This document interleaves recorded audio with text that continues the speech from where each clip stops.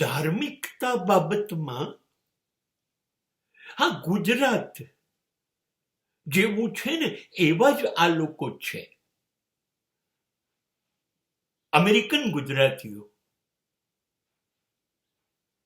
પણ એટલો ફેર છે કે આપણે ત્યાં દરેક ગુજરાતી ઓફિસ કે ધંધો કે કંઈ પણ કામે નીકળે એટલે ચાલુ સ્કૂટરે મંદિરના ભગવાનને સલામ કરી લે છે. ધંધા ઉપર કે ઘરે સવાર સાંજ અગરબત્તી કરી લે છે. ક્યારેક સત્યનારાયણની કથા પણ કરાઈ લે છે.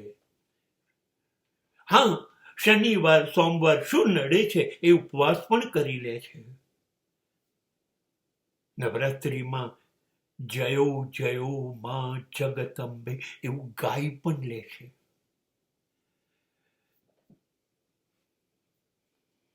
શ્રાવણના 4 માસ દારૂ નથી પીતા. સોમવારે હા સાંજે આવું બધું મોરૈયો, રાજગરાનો શીરો, કેળા, દૂધ, હલવો એવું બધું ખાઈ લે. ઉપવાસ તો કરવો પડે ને, મહાદેવજીને ખોટું લાગે.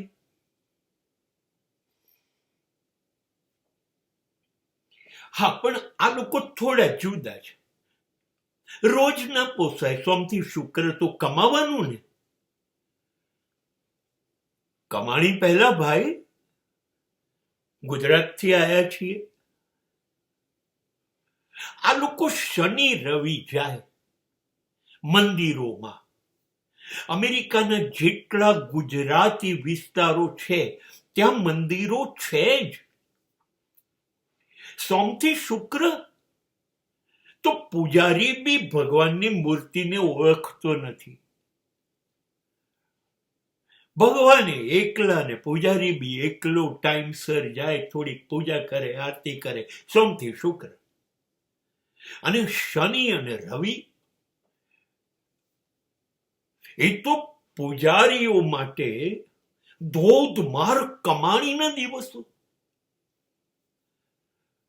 માણસ ઉભરાય, ભગવાનને નવાઈ લાગે.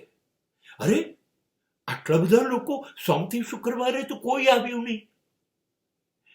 પણ અમેરિકામાં રહીને પેલા ક્રિશ્ચિયનો દર રવિવારે સવારે જાય ને, એવી રીતે આપણે પણ શનિ રવિ માં જઈને દર્શન કરી આવવાના.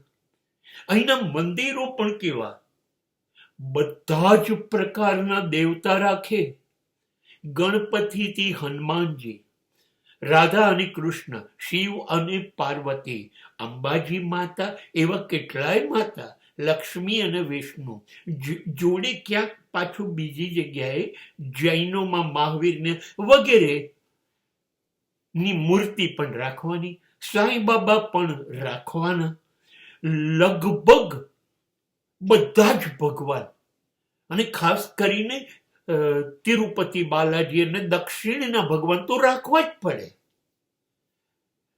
જેટલી વધુ દુકાનો રાખો એટલી કમાણી વધુ, એટલા ગ્રાહકો વધુ આવશે.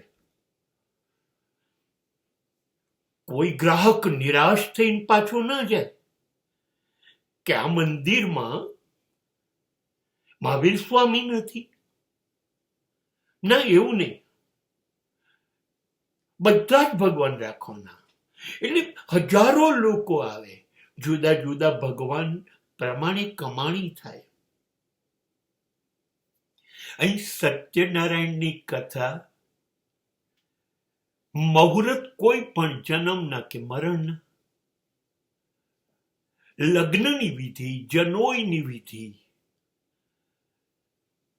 તમારે કોઈ પણ ધાર્મિક વિધિ કરાવી છે તો એનું ચાર્જ પૂજારીઓ લાખમાં લેશે.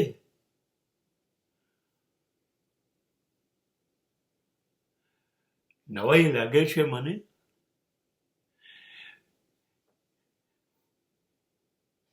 અહીંનું દરેક પૂજારી 30-40 લાખ 50 લાખની ગાડી લે છે અને 2-3 કરોડ રૂપિયાના ઘરનો માલિક છે.